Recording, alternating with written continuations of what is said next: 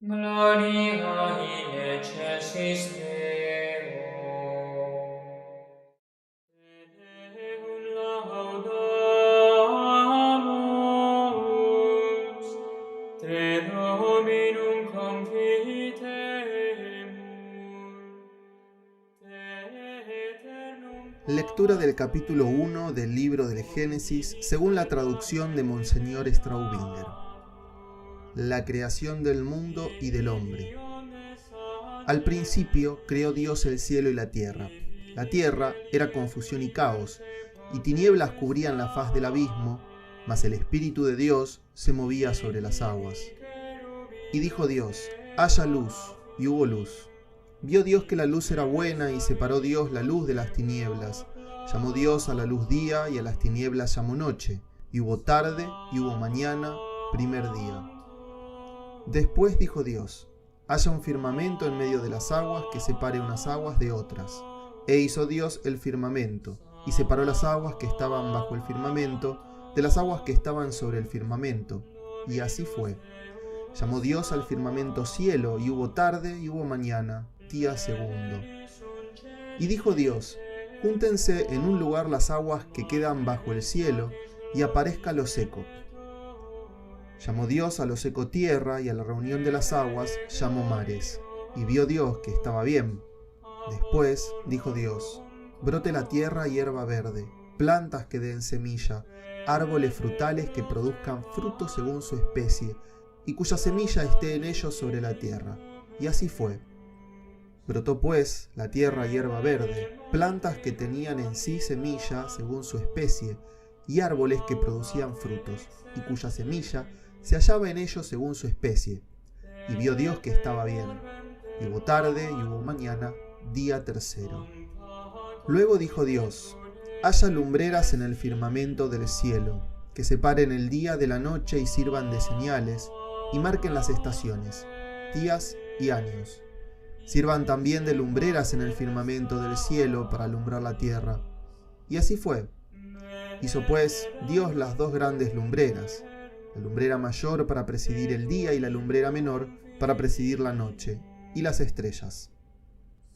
Púsolas Dios en el firmamento del cielo para alumbrar la tierra, para regir el día y la noche y para separar la luz de las tinieblas. Y vio Dios que estaba bien. Y hubo tarde y hubo mañana, día cuarto.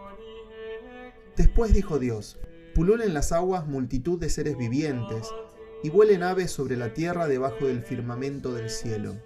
Y creó Dios los grandes monstruos marinos, y todos los seres vivientes que marchan arrastrándose, de los cuales hierven las aguas, según su especie, y toda ave alada según su especie. Y vio Dios que estaba bien. Y Dios los bendijo, diciendo: sed fecundos y multiplicaos, y henchid las aguas en los mares, y multiplíquense las aves sobre la tierra.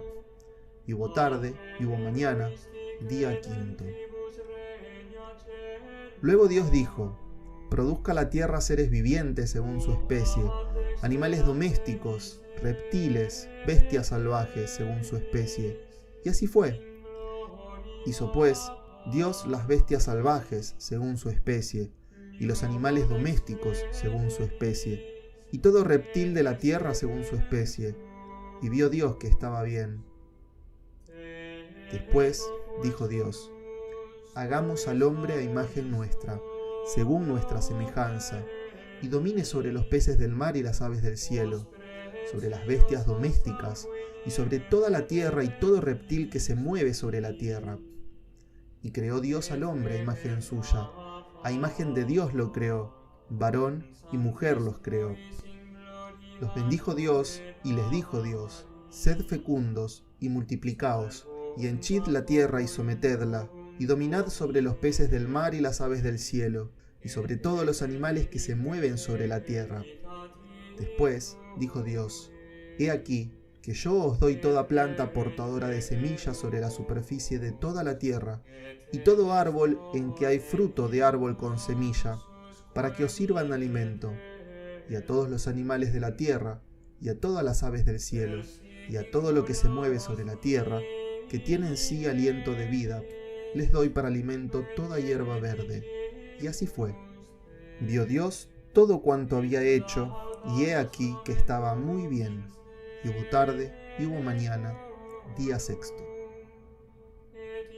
Comentarios de Monseñor Straubinger. Al principio, es decir, cuando no existía aún nada de lo que se encierra en las palabras cielo y tierra. Desde antiguo se ha observado la semejanza de este pasaje con Juan capítulo 1, versículo 1. En el principio era el Verbo. De ahí que algunos padres y teólogos sostengan que el autor sagrado se refiere aquí al Hijo por el cual todo fue hecho. A favor de esta opinión pueden alegarse otros pasajes, por ejemplo, Hebreos capítulo 1, versículo 2, Apocalipsis capítulo 3, versículo 14 y capítulo 22, versículo 13, y especialmente la epístola a los Colosenses capítulo 1, versículo 18, donde el apóstol San Pablo llama a Cristo el principio, y dice que por él fueron hechas todas las cosas, las de los cielos y las que están sobre la tierra, las visibles y las invisibles, sean dominaciones, sean principados, sean potestades. Todas las cosas fueron creadas por medio de él y para él. Es de notar que el mismo Jesús se llama el principio en el Evangelio según San Juan, capítulo 8, versículo 25. La expresión creó de la nada quiere decir que no lo hizo de alguna materia preexistente, como se lee en las cosmogonías paganas. El verbo hebreo vará se usa específicamente para señalar la actividad divina y la creación ex nihilo. Hacer una cosa cuando no existía nada es producir de la nada, es crear en el sentido filosófico de la palabra. Dios, en hebreo Elohim, es un plural que viene de El o Elohá, es decir, el fuerte. Aparece en el Antiguo Testamento más de 2500 veces y tiene los siguientes significados. A. Dios. B. Los falsos dioses, como en Éxodo capítulo 12, versículo 12. C.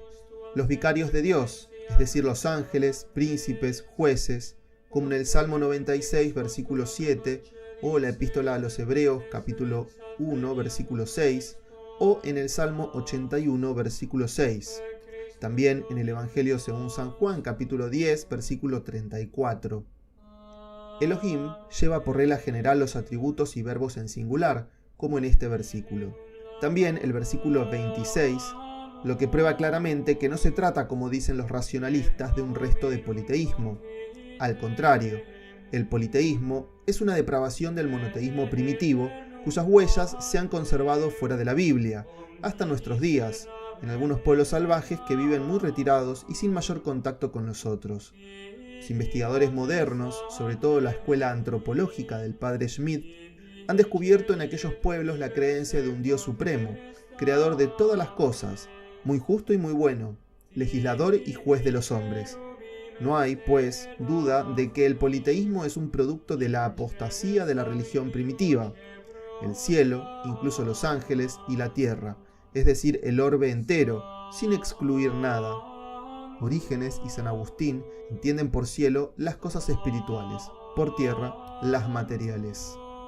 Confusión y caos. El hebreo usa dos palabras que suenan onomatopéyicamente, tohu y bohu, y que se repiten en Jeremías capítulo 4, versículo 23. Los 70 vierten invisible y carente de orden. Algunos autores modernos ven en este versículo una alusión a un cataclismo anterior a la actual organización de la Tierra, opinión que no tiene fundamento en la construcción gramatical del texto hebreo. Los que en el versículo primero incluyen la creación de los ángeles, ven aquí una misteriosa conexión con la caída de los ángeles cuyos sustitutos, por decirlo así, iban a ser los hombres, para los cuales Dios en su infinita bondad preparaba la tierra. En Isaías capítulo 14, versículo 9 al 14, el profeta nos describe la caída del príncipe de los ángeles bajo la figura del rey de Babilonia, que lleva el nombre apocalíptico de Lucifer o Luzbel, y San Juan nos describirá su derrota en los últimos tiempos. Esto aparece en Apocalipsis capítulo 12, versículos 7 y siguientes. Muy poco sabemos de la rebelión de Satanás, pues Moisés no relata explícitamente la creación de los ángeles, sino que la presupone. La expresión el abismo hace referencia a las aguas revueltas que rodean la tierra aprisionada por ellas. Los antiguos se representaban la tierra rodeada por todas partes de inmensas profundidades. La palabra hebrea tehom, es decir, abismo, corresponde a la babilónica Tiamat, que es la personificación del océano. El Espíritu de Dios es el Espíritu Santo, así lo explican los santos padres. La liturgia del Sábado Santo sigue la misma interpretación. Solamente San Efrén, Teodoreto y algunos modernos lo entienden del viento, pues en hebreo las dos cosas, espíritu y viento, son expresadas por la misma palabra. Se movía, el verbo hebreo significa moverse lentamente, revolotear a la manera de las aves. La paloma, como símbolo del Espíritu Santo, aparece en el Nuevo Testamento, como por ejemplo en el Evangelio según San Mateo, capítulo 3, versículo 16. La versión de las Sagradas Escrituras de Nácar y Colunga traduce «estaba incubando», como para dar forma y hermosura al universo. El Espíritu Santo es el artífice que sacó de este caos un mundo bien ordenado. Es, pues, un error creer que el Espíritu Santo solamente se manifiesta desde su venida el día de Pentecostés y que haya estado inactivo en los tiempos antiguos. En los albores de la creación, junto a la masa caótica de materia pasiva e incapaz de producir algo por sí misma, el autor sagrado coloca, en contraste admirable, la presencia benigna del Espíritu de Dios, que todo lo vivifica.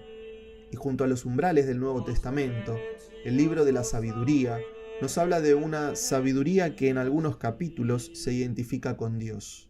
Esto puede confrontarse con el libro de Sabiduría, capítulo 1, versículos 5 y siguientes. El Espíritu Santo actúa a lo largo de todo el Testamento Antiguo, siempre moviéndose sobre el caos del mundo y formando el reino de Dios sobre la tierra.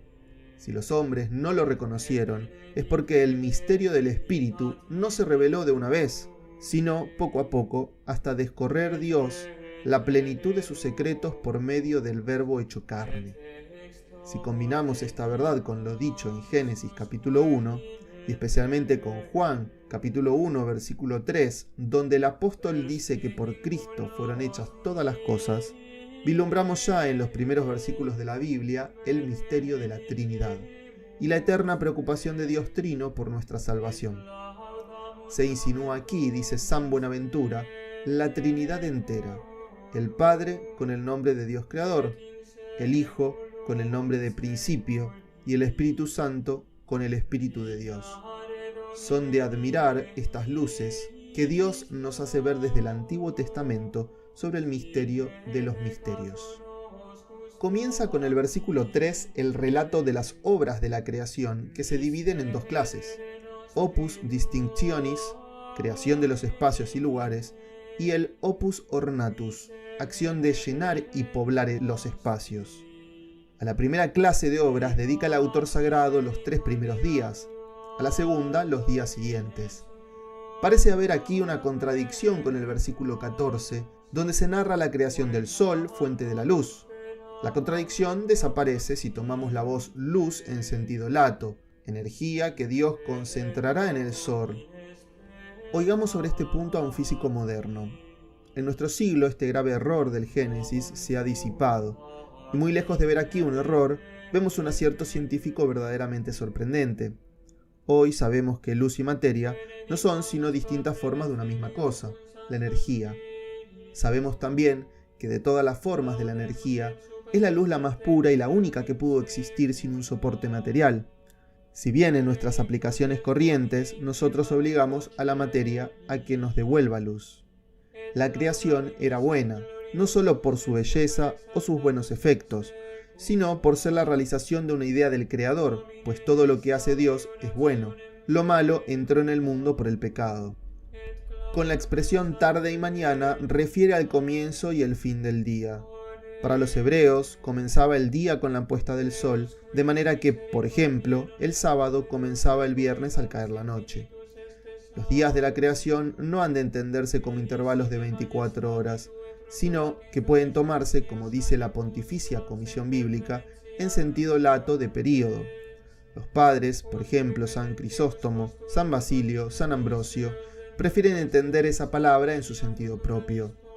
Entre los exégetas modernos hay algunos, como Simón Prado, que ven en los días de la creación un esquema literario, que sigue una línea progresiva desde las cosas imperfectas hasta las perfectas. No faltan quienes los explican como resultado de una visión mediante la cual Dios expusiera a Adán o a Moisés el desarrollo de la creación. El firmamento es la bóveda del cielo en que parecen colocados los astros. La palabra hebrea significa sólido. Las aguas que están bajo el firmamento son los mares, ríos y fuentes. Por aguas superiores, en cambio, se entienden aquellas que parecen estar almacenadas sobre el firmamento, de donde caen sobre la tierra, en forma de lluvias. Como se ve, Moisés no habla en términos científicos, sino según las apariencias y con expresiones populares, como también lo hace el salmista, quien en el Salmo 32, versículo 7, se refiere a las aguas del mar recogidas en un odre. Lo seco refiere a los continentes que surgen de la masa informe y caótica. Los expositores no concuerdan en la interpretación del versículo 11. Algunos distinguen solamente dos clases de plantas, otros sostienen que se trata de tres: hierbas, hortalizas y árboles frutales, lo cual concuerda mejor con el texto hebreo. La expresión brote es porque la tierra poseía ya las plantas en potencia por el soplo del Espíritu de Dios. Coppens no cree que aquí el hagiógrafo insinúe la creación de cada especie y excluya el transformismo mitigado. La expresión lumbreras, concepto que aparece en el versículo 14 y siguientes, aludidas ya en el versículo 5, se dice que sirvan de señales. Aquí se señala su función, que consiste ante todo en servir de reloj para los hombres e indicarle las estaciones del año, los días y las fiestas. Esto puede confrontarse con el Salmo 103, versículo 19 al 23. Es de notar que las cosmogonías paganas fueron incapaces de conservar este concepto de la función de los astros y les dieron el carácter de dioses. A los dioses Shamash, Sin, Re y Tot, que en Babilonia y en Egipto realmente dominaban como representantes de los astros, el autor les atribuye tan poca importancia como el salmista en el Salmo 135, versículo 8 y siguientes. De lo contrario, no hubiera elegido esta expresión. La lumbrera mayor, que aparece en el versículo 16, es tipo de Cristo, que en Malaquías capítulo 4, versículo 2, es llamado Sol de Justicia. Esto puede confrontarse con Isaías capítulo 60, versículo 19, Zacarías capítulo 3, versículo 8, el Evangelio según San Lucas capítulo 1, versículo 78, Apocalipsis capítulo 21, versículo 23, y especialmente el prólogo del Evangelio de San Juan, es decir, el Evangelio según San Juan capítulo 1. Esta denominación ha sido trasplantada a la liturgia, en donde sirve para ordenar el año litúrgico. El Sol de Justicia, Cristo, es el centro del movimiento cíclico de todas las solemnidades místicas de la Iglesia. Respecto a los seres vivientes del versículo 20, literalmente significan almas. El sentido primitivo de la palabra es aliento, hálito, vida. De ahí que se use en el sentido de alma en todo el Antiguo Testamento y también en el Nuevo, lo cual puede confrontarse con el Evangelio según San Mateo, capítulo 10, versículo 39. La Vulgata vierte: produzcan las aguas reptiles de alma viviente y aves que vuelen sobre la tierra debajo del firmamento del cielo. El término produzcan dio lugar a la creencia de que los peces, y también las aves, fuesen productos del agua. Así lo interpretan, entre otros, San Cirilo de Alejandría, San Juan Damasceno, muchos escolásticos y el autor del himno de vísperas del jueves: Magnie Deus potentiae, qui fertili natos aqua partim relinquis gurgiti partim, levas in era. En el versículo 22, Dios bendice a los animales, pero no a las plantas, porque según interpretan algunos, los animales son capaces de percibir la bendición. Mejor sería decir que Dios bendijo todas las cosas creadas, incluso las plantas, aunque Moisés no lo relata expresamente. En el versículo 24 dice produzca, porque la tierra es la materia prima de la cual Dios se sirve para crear los animales. Confrontar esto con Génesis capítulo 1, versículo 25 y capítulo 2, versículo 19. Los autores católicos no concuerdan en la interpretación. Unos dicen que Dios creó los animales directamente, otros en forma mediata, Otros opinan que el hagiógrafo prescinde de expresarse sobre este punto y se limita a afirmar la causalidad en todo lo que refiere a la vida. No se debe mezclar la Biblia con teorías modernas. Respecto a la creación del hombre, que aparece en el versículo 26, la solemnidad de la fórmula indica claramente que se trata de la obra más importante. Dios entra en consejo consigo mismo e invoca la plenitud de su ser, del cual es revelación la Trinidad, nos dicen Nácar y Colunga. La creación del hombre difiere de las otras creaciones en 3 puntos. A. En vez de dar una orden a la materia prima, es el mismo Dios quien pone mano a la obra. B. Dios crea al hombre según su imagen y semejanza. C. El hombre es constituido señor de toda la creación visible. Al hombre, en hebreo sin artículo, lo cual quiere decir que ha de entenderse en sentido colectivo. Imagen y semejanza. San Basilio, San Jerónimo y otros padres distinguen entre imagen y semejanza. Esta se referiría a los dones sobrenaturales, aquella a los naturales. Los modernos, por ejemplo Hume Lauer, se inclinan a ver en la unión de ambos términos una expresión enfática, que significaría imagen perfecta. ¿En qué consiste la semejanza del hombre con Dios? No en el cuerpo, sino en el espíritu, que es un soplo de Dios, como aparece en Génesis capítulo 2, versículo 7, una centella del Espíritu Divino. Dios creó al hombre por puro amor y le dio como destino no solamente una existencia natural, sino que, movido por su afecto paternal, le hizo partícipe de la misma vida divina. Dios dio la vida a la criatura humana, pero al mismo tiempo la ensalzó por encima de sí misma, incorporándola a la naturaleza divina. Esto puede confrontarse con la segunda epístola de San Pedro, capítulo 1, versículo 4. Adán era, por medio de la gracia santificante, un verdadero hijo adoptivo de Dios, y como tal, también socio de la naturaleza divina, y por cuanto esta justitia originalis había sido dada juntamente con la naturaleza, constituía un bien añadido a la naturaleza perfecta del hombre, y estaba destinada a ser transmitida a toda la humanidad. En el Nuevo Testamento se restauró esta grandiosa idea de la semejanza del hombre con Dios mediante nuestra inserción vital en Cristo. Léase sobre este insondable misterio el primer capítulo de la carta de San Pablo a los Efesios, especialmente el versículo 10. Sobre Cristo como imagen del Padre, véase la epístola a los Colosenses capítulo 1, versículo 15, y la epístola a los Hebreos capítulo 1, versículo 3. De ahí que algunos vean en esta expresión del Génesis al Hijo, quien es todo en todos, como afirma la epístola a los Colosenses capítulo 3, versículo 11. Por otra parte, tenemos en el versículo 27 la primera prueba de la poesía hebrea, cuya característica es el paralelismo de los hemistiquios. Es de notar que toda la narración muestra cierto ritmo poético. Varón y mujer, es decir, varón y mujer aparte, dos individuos, no un individuo con dos sexos.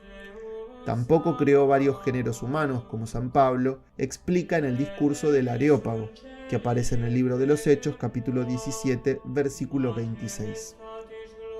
Dios aparece en todo este capítulo como Rey del universo, por el hecho mismo de la creación.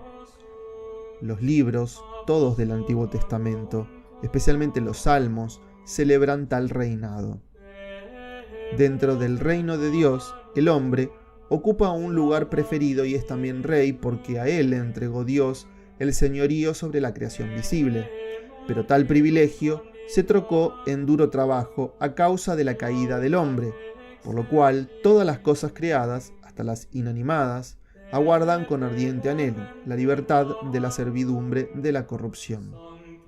Sobre el carácter histórico de los acontecimientos narrados en el presente capítulo, se han escrito muchísimos artículos y libros, principalmente con el fin de establecer la concordancia de las ciencias naturales con la Biblia, sin que se haya logrado probarla. Poco servicio hacían a la Biblia los autores del siglo pasado que querían concordar los trascendentales relatos del Génesis con las teorías de Laplace. Era comparar lo incomparable. era no tener idea de lo que es la Biblia. La Sagrada Escritura no quiere ser un manual de ciencias, sino que se limita a describir los fenómenos físicos en un lenguaje popular y a veces poético. Esto lo admite también la Pontificia Comisión Bíblica en su respuesta del 30 de junio de 1909 y en la carta del cardenal Suhard de París del 16 de enero de 1948 sobre los 11 primeros capítulos del Génesis.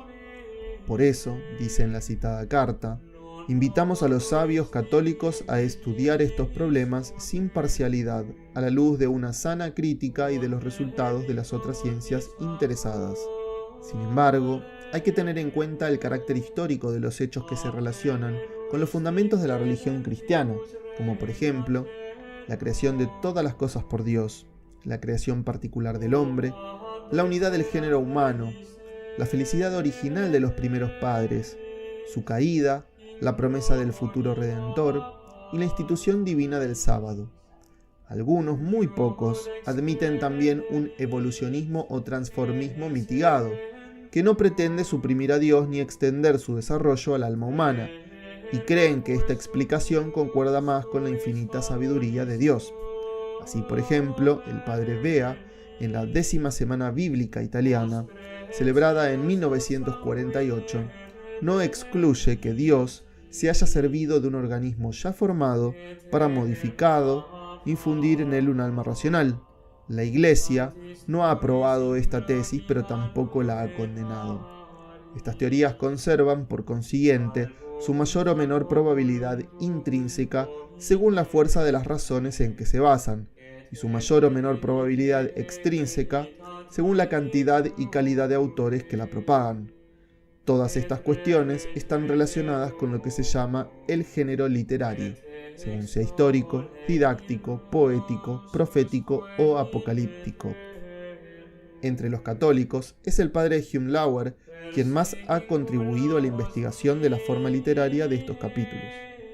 Otra cuestión coherente con esta última es la del tiempo de su fijación por escrito. Una transmisión escrita no es del todo imposible, pues la invención de la escritura es mucho más antigua que la del alfabeto, el cual no es sino la última etapa del desenvolvimiento de la escritura. El archivo común de los conocimientos, dice Ricciotti, era la memoria y no la escritura. En otras palabras, el pensamiento vivo era preferido a su momia embalsamada en la escritura. Esta momia se buscaba cuando más en los casos en que necesitaba un documento material que atestiguara, como un contrato, una ley, un monumento, etc. Ricciotti trae argumentos contundentes que prueban la importancia que tuvo la memoria entre los pueblos antiguos. La Comisión Bíblica, en una respuesta dada el 27 de junio de 1906, admite que Moisés para componer su obra se haya servido de fuentes, sacando de ellas algunas cosas a la letra y otras compendiadas. Nada dice de la composición de esas posibles fuentes, ni de la forma de su transmisión en los tiempos anteriores a Moisés.